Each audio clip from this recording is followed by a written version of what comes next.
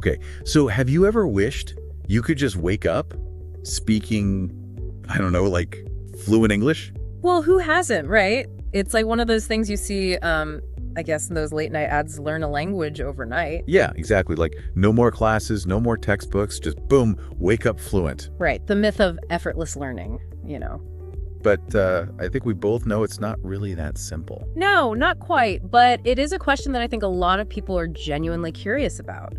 So today we're going to, do a deep dive into what science actually says about learning English while we sleep. And we've got some interesting research to share with you all today. Absolutely, some fascinating stuff. Turns out our brains are way more active during sleep than we might think. Okay, so like my brain's not just hitting the snooze button when I do? Nope, not at all. It's actually doing a lot of behind-the-scenes work, like processing information, organizing memories, all that good stuff. So my brain's like tidying up while I'm sleeping. In a way, yeah. It's all about something called memory consolidation. Basically, your brain is taking all the information it gathered during the day and I guess kind of like putting it into the right folders, if you will. So like filing everything away for easy access later. Exactly. And this consolidation process happens during specific sleep stages. We have slow wave sleep. That's the deep restorative sleep. Okay, I love a good deep sleep. Oh, yeah, me too. And then we have REM sleep, which is when we dream. All right, so both of those are important for learning. They are. Each sleep stage plays a different role. So during that slow wave sleep, your brain is busy moving information from short-term memory to long-term memory. It's like hitting the save button, Makes sense. And what about REM sleep? That's where things get a little trippy, right? Yeah, REM sleep is all about making connections. It's where your brain starts to weave new information together with what you already know, and starts to really make sense of things, build those like aha moments. Interesting. So like my brain's having a late night brainstorming session while I'm dreaming. Something like that. But the big question is, can we actually absorb entirely new information during these sleep stages? Like, could I just play a recording of English phrases and wake up fluent? Yeah, that's what we're all wondering, right? Right. And there's been quite a bit of research looking at this, particularly when it comes to language acquisition. And what have they found? Well, let me tell you about a study that really caught my eye. So researchers had people listen to unfamiliar words while they were sleeping.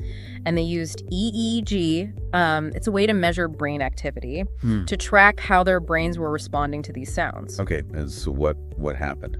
Well, here's the interesting part. The participants, they were better at recognizing those words after they woke up, like they had heard them before, but they didn't actually know what they meant. Ah, so it's like when you hear a song in another language, you might remember the tune, but you don't actually know what the lyrics are saying. Exactly. It highlights this difference between just recognizing something and actually understanding it. That makes sense.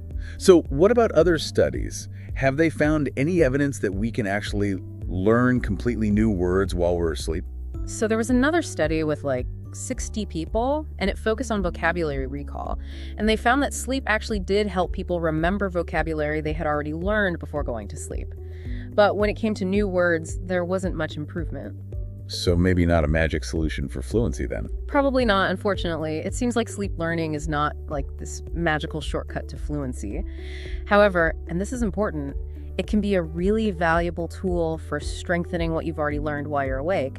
It's all about using sleep strategically, I guess you could say. Okay, so it's not about cramming a whole new language into our brains while we sleep, but maybe more about like making that knowledge stick. Exactly. And there are some surprisingly simple and effective ways to do that. All right, I'm intrigued.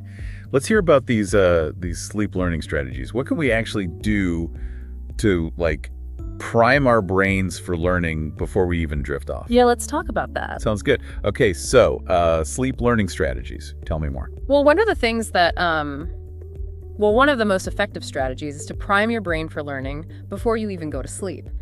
We talked about how the last things you expose yourself to can really influence what your brain processes during the night. Right. So instead of like scrolling through social media before bed, which I'm totally guilty of, yeah, I could be like listening to some English. Exactly. One thing you could try is listening to a short English audio track, something calming, maybe a podcast like ours. Okay, cool. Or maybe like an audiobook or something like that. Yeah, anything like that. Even a guided meditation in English could be good. I like that. What if you're more of a visual learner? Are there any pre-sleep strategies that could work for them? For sure. If you're someone who learns best visually, you could try reading a little bit before bed, like just a few pages of an English book or magazine. Yeah, that makes sense. Just kind of get your brain in that English mode. Yeah, and don't worry about understanding every single word. It's more about just exposing yourself to the language in a relaxed way. Okay, got it. What about speaking? Is there a way to, like, incorporate that into the pre-sleep routine?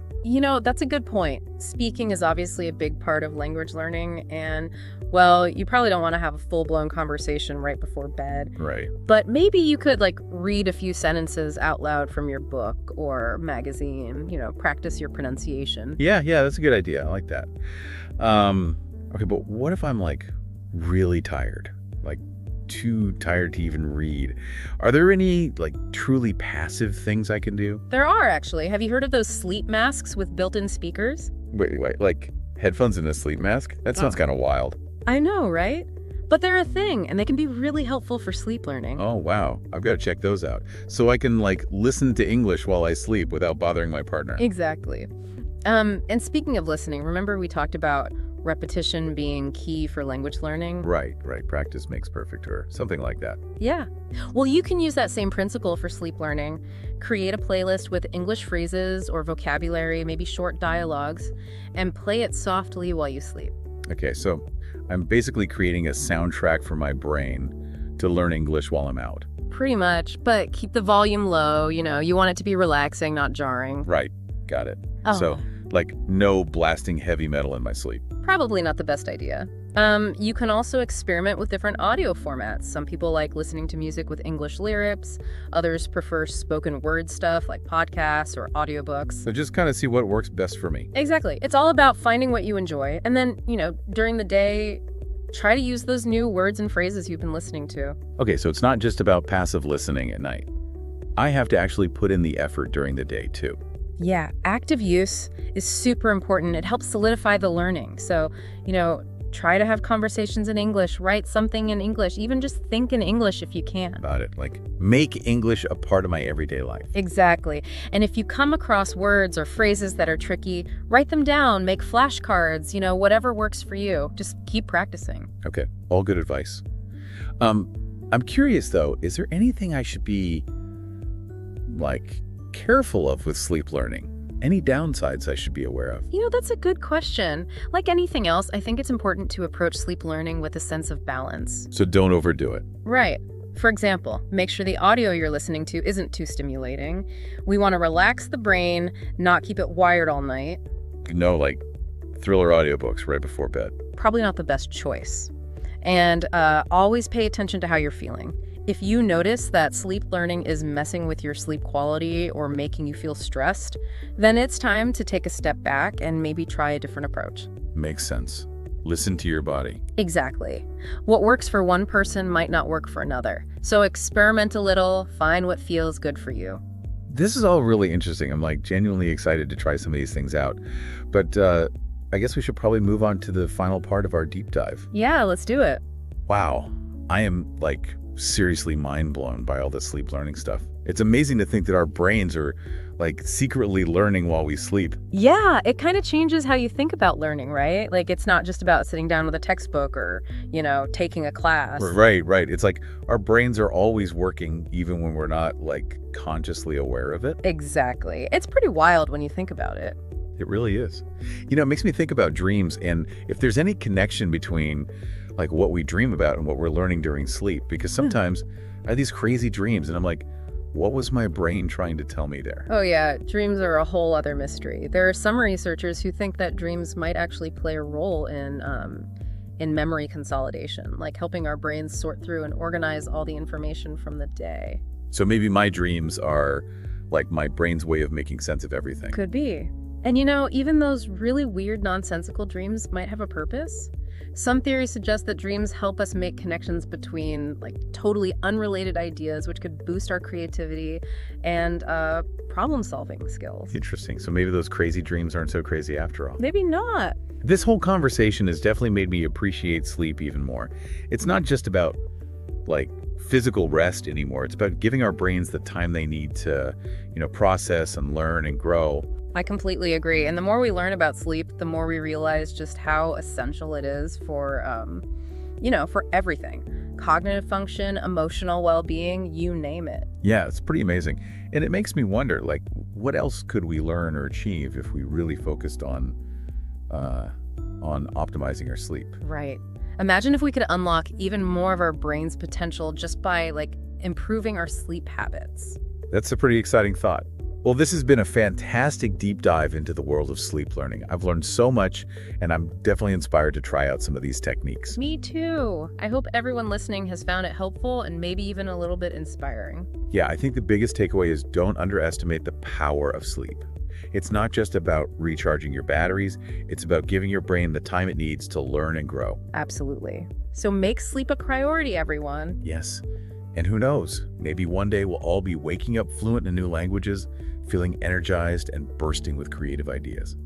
Thanks for joining us on this deep dive into sleep learning. Sweet dreams, everyone.